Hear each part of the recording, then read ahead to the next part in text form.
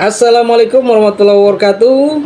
Salam Tabi Butanov, jumpa lagi dengan saya Hendra DJ Damopoli dalam catatan HD, catatan halaman demokrasi edisi April 2024. Dan kali ini kita akan membahas sebuah tema yang lagi hangat, yakni membaca peta politik dan arah koalisi partai politik menuju pemilu kepala daerah serentak tahun 2024 di Sulawesi Utara.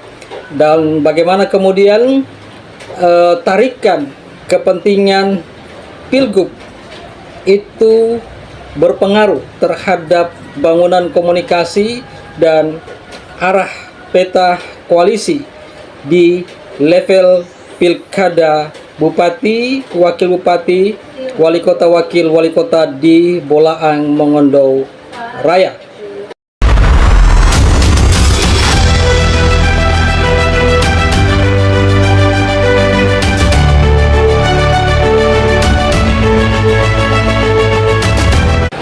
Membaca peta politik pemilu kepala daerah di Provinsi Sulawesi Utara, setidaknya ada dua variabel penting yang dapat kita jadikan sebagai basis analisis.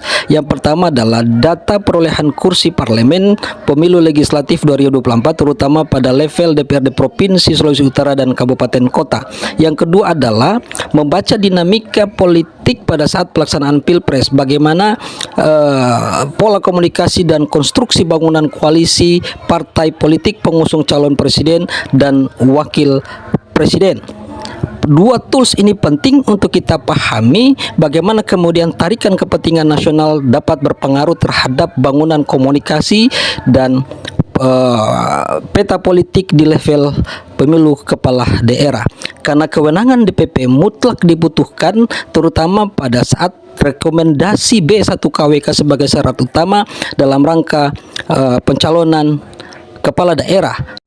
Nah, berdasarkan data rekapitulasi KPU, ada 9 partai politik yang kemudian mengisi 45 kursi DPRD Provinsi Sulawesi Utara. Partai tersebut adalah PDIP dengan 19 kursi, Golkar dengan 6 kursi, Demokrat 6 kursi, Nasdem 6 kursi, Gerindra 4 kursi, PKB 1 kursi, PSI 1 kursi, PKS 1 kursi, dan Perindo 1 kursi.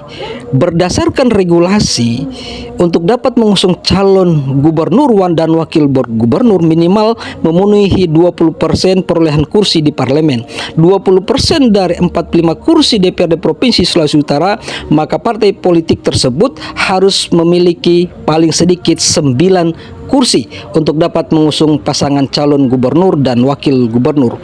Maka PDIP adalah partai politik, satu-satunya partai politik yang siap tarung dengan 19 kursi yang diraih. Dengan demikian, baru ada satu poros partai politik yang kemudian sudah memenuhi 20% syarat mengusung calon gubernur Provinsi Sulawesi Utara, sementara 8 partai yang lain harus membangun komunikasi politik dalam rangka mencari teman koalisi untuk dapat mengusung atau bertarung pada pemilu gubernur dan wakil gubernur Provinsi Sulawesi Utara. Bapak Ibu, kawan dan kerabat, cetakin bayat utat begin harum. Nah, bagaimana kemungkinan partai politik lain selain PDIP dalam rangka membangun poros koalisinya, serta bagaimana kemudian pola komunikasi dan konstruksi bangunan koalisi itu dapat dibentuk? Maka inilah yang menarik untuk kita lihat. Mari kita cek ombaknya.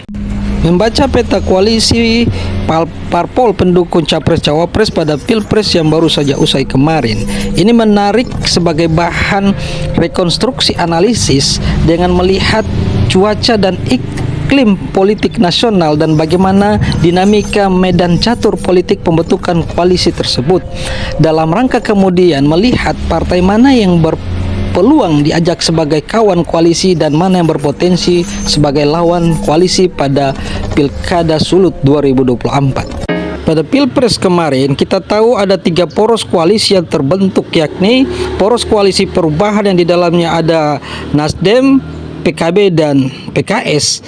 mengusung pasangan Anies Baswedan dan Muhaimin Iskandar sebagai calon presiden dan wakil presiden, yang kemudian Surya Paloh sebagai kingmakernya di situ. Poros kedua adalah poros koalisi Indonesia Maju, yang di dalamnya ada Partai Gerindra, Golkar, PAN, Demokrat, PSI, PBB, Garuda, Gelora, dan Prisma, yang kemudian mengusung Prabowo Gibran sebagai calon presiden dan wakil presiden, dan mastermind-nya di situ adalah Presiden Jokowi, yang juga di situ ada SBY. Di poros ketiga ada poros koalisi Ganjar Mahfud, yang kemudian di dalamnya ada PDI Perjuangan, P3, Perindo, dan Hanura, yang kemudian mengusung Ganjar Pranowo dan Mahfud MD sebagai calon presiden dan wakil presidennya, dan Megawati selaku ketua DPP PDI Perjuangan adalah queen maker di koalisi tersebut. Pilpres kemudian dimenangkan oleh pasangan Prabowo Gibran yang diusung oleh koalisi Indonesia Maju, yang kemudian babak baru pertarungan Pilpres itu bergeser di dua ruang sidang, yakni secara hukum pertarungan Pilpres berada di ruang sidang Mahkamah Konstitusi karena diperkarakan oleh pasangan 01 dan 03, dan di ruang ranah politik pertarungan Pilpres bertarung di sidang paripurna dengan bergelir kencangnya isu hak angket di DPR RI. Nah, jika dinamika eskalasi konflik politik di level nasional ini memiliki resonansi kuat mereduksi dinamika peta politik di level Pilkada Sulawesi Utara, maka dipastikan ada dua poros besar yang kemudian tarung di Pilkada Sulut 2024, yakni poros koalisi PDIP dengan 20 kursi yang dimiliki, 19 kursi PDIP ditambah Perindo 1 kursi, dan poros koalisi Indonesia Maju dengan 17 kursi yang dimilikinya. Sementara poros koalisi Perubahan belum cukup kursi untuk dapat tarung di Pilkada Sulawesi Utara. Artinya bahwa koalisi Perubahan harus melakukan lompatan politik, apakah bergabung dengan koalisi Indonesia Maju atau berlabuh di koalisi PDI Perjuangan. Bapak Ibu, kawan dan kerabat Yotakin Boyo Bayat Utat Puginarum, pada edisi sebelumnya kita sampai pada titik simpul bahwa hanya akan ada dua poros koalisi besar yang akan tarung di Pilkada Sulut 2024 berdasarkan tarikan linearitas peta politik dan koalisi Pilpres 2024 kemarin. Nah, perkembangan terkini pasca putusan Mahkamah Konstitusi yang kemudian mengukuhkan kemenangan Prabowo Gibran dan koalisi Indonesia Maju sebagai pemenang Pilpres 2024. Ramai berseliweran di pemberitaan bahwa Nasdem dan PKB akan merapat ke Prabowo, dan dikabarkan sudah melakukan pertemuan dengan Prabowo dalam rangka menjejaki kemungkinan kedua partai tersebut akan bergabung dengan koalisi Indonesia Maju dan memperkuat pemerintahan Prabowo Gibran. Wacana ini kemudian menimbulkan dinamika di internal Kim dan memunculkan ragam tanggap dari elit politik partai politik di internal koalisi Indonesia Maju. Sementara PKS masih akan menunggu sikap Majelis Syuro apakah akan bergabung di koalisi pemerintahan atau berada di luar pemerintahan.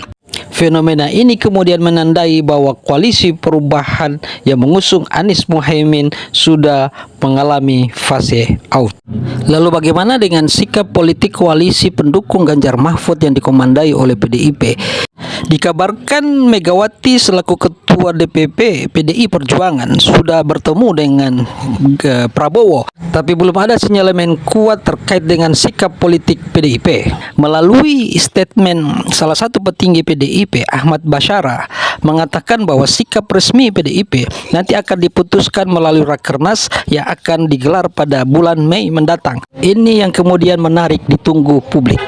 Bapak Ibu, kawan dan kerabat Yotakin Boyo Bayat Utat Buginarum, lalu apa menariknya kita membaca dan memahami peta politik nasional dalam kaitannya dengan dinamika peta politik dan arus koalisi di Pilkada Sulawesi Utara?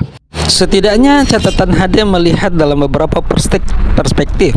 Yang pertama, bagi Prabowo Gibran sebagai pemenang Pilpres adalah memastikan memastikan pesawat Garuda RI-1 yang akan dinahkodai oleh keduanya adalah memiliki cukup engine yang kuat dengan penumpang yang pas agar bisa take off dengan baik dan tidak mengalami turbulence di tengah perjalanan. Dan bagi Jokowi sendiri adalah mempersiapkan transisi pemerintahan agar kemudian bisa soft landing dengan baik dan tidak mengalami benturan-benturan politik di akhir masa jabatannya. Bahwa bagi koalisi Indonesia Maju sebagai instrumen utama dalam meraih kemenangan, dan kemenangan Prabowo Gibran adalah given insentif elektoral bagi kepentingan investasi politik jangka panjang. Dan karenanya stabilitas politik dan soliditas internal koalisi menjadi penting dalam rangka menjaga ritme dan program pemerintahan sampai di level daerah.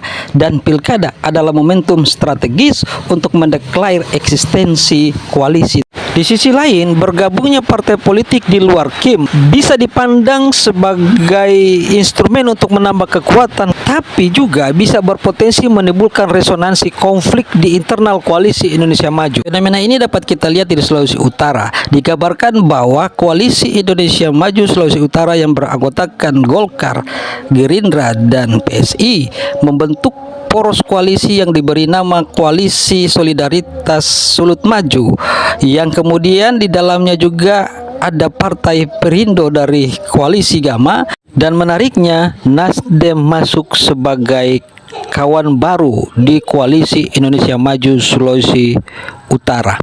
Merasa ditinggalkan, Partai Demokrat menyikapi ini secara emosional melalui cuitan Brigita Lasut atau HBL di media sosial bahwa Demokrat akan berkoalisi dengan rakyat. Cuitan HBL ini kemudian memicu reaksi keras dari kubu koalisi SSM atau KS2M, Koalisi Solidaritas Sulut Maju, terutama dari Ketua DPD Partai Golkar Sulawesi Utara yang diwakili Raski Mokodompit, Sekretaris DPD Golkar Sulawesi Utara, dan Koni Rumondor, Ketua DPD Gerindra Sulut, sekaligus didapuk sebagai pimpinan Koalisi Solidaritas Sulut Maju untuk Pilgub Sulut 2024. Situasi dan dinamika ini kemudian memunculkan kemungkinan akan lahir satu poros baru, yaitu Koalisi Rakyat atau Poros Independen.